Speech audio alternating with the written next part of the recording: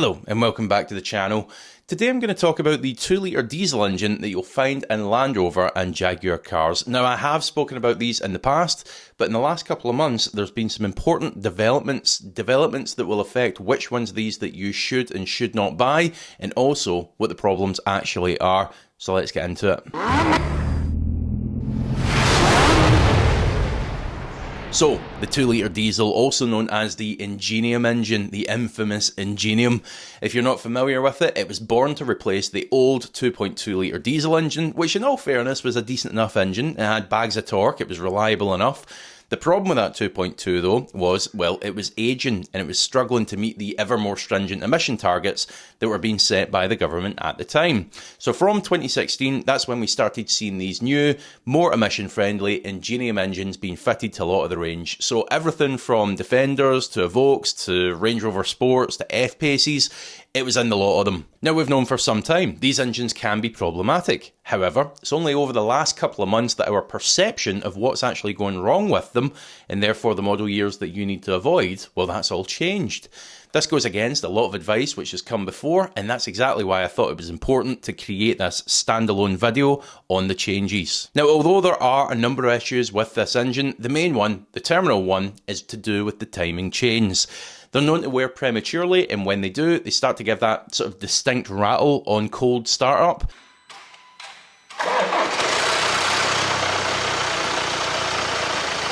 Now once that starts, it's only going to get worse until that chain eventually lets go, it's going to snap, at which point catastrophic damage is going to take place.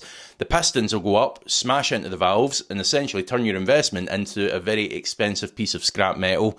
At that point, it's not even economical to pull that engine apart. There's no point trying to get the block out of it. It's just not economical. You're going to need to go off and either buy a new engine from Jaguar Land Rover, and good luck getting one on warranty, or you're going to need to find a second-hand one. Now, the thing that's changed in recent months is the model years of these engines that you need to avoid. Previously, I and many others had advised that pre-2019 cars, they were the culprits. They were the ones that you had to steer clear of.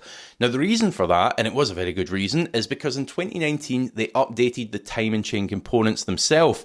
Previously, we'd thought that the use of inferior materials had been in part to blame, but now, post-2019 cars after 2019 model year, which coincidentally are just leaving their warranty period, are starting to come through the workshop with the same rattling chains and locked up engines as the older ones. So, if it isn't the inferior materials of the old chains, then what is causing the failures?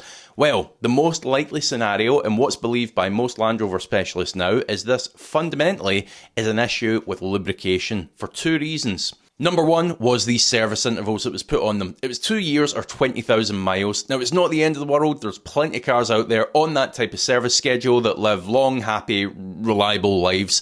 10,000 miles in 1 year would have been a whole lot better, but never mind. The reason why this service schedule is bad on an Ingenium engine is because they also suffer from oil dilution.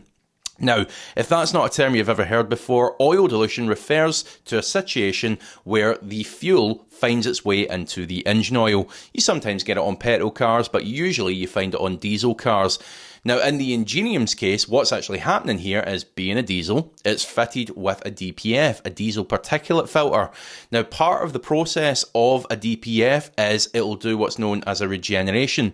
That's where it heats up and burns off all the excess soot that it's gathered, all the nasties that it's removed from the exhaust gases.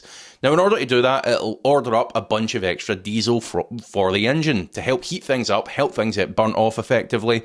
Now, the issues start to occur if that DPF regeneration is abandoned for whatever reason, and it can be as simple as the driver, he or she, has simply turned the engine off, they've reached their destination, they've not realised the car's doing a regeneration, and they'll turn the engine off. At that point, the excess diesel that was ordered up to help out with that regeneration process, well, it finds its way into the engine oil, doesn't it? So what we've now got is all that nasty, diluted oil attempting to lubricate the chain amongst other components and really not making a great job of it at all.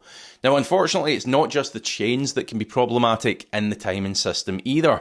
The chain runs on plastic guides and these wear over time as well. The issue is the plastic particles that come away from them, well, they get mixed in with the oil as well. You've got this horrible gloop which has probably got some diesel in it, a bit of oil left over, plastic particles. Now these little plastic particles, they eventually find their way to the oil pickup and they begin to block that as well.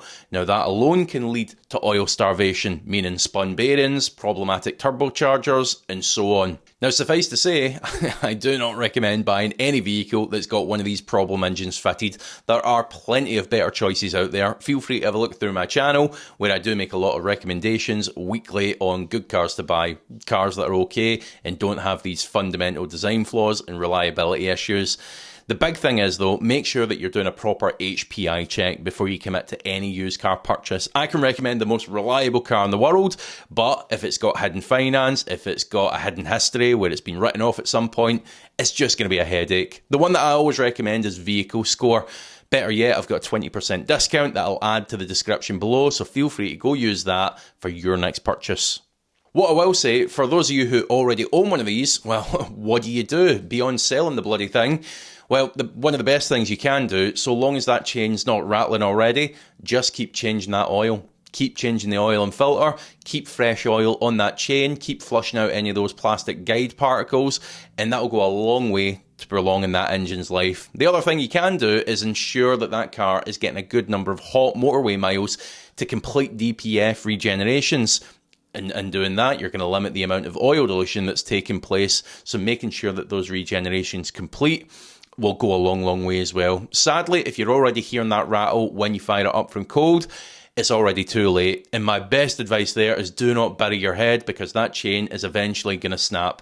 You need to get it replaced. It's eventually going to fail and you'll be looking at a much bigger bill. Right now, if you're just starting to hear it rattle, you can expect to pay up to around £2,000 to have both chains, the tensioners, the guides and so on replaced at a good specialist. Unfortunately, there's no other way around that. Now, as ever, thank you so much for watching. I really do appreciate it. We're almost at 100,000 subscribers. If you have enjoyed the video, please do hit subscribe, hit like, and I'll see you for the next one.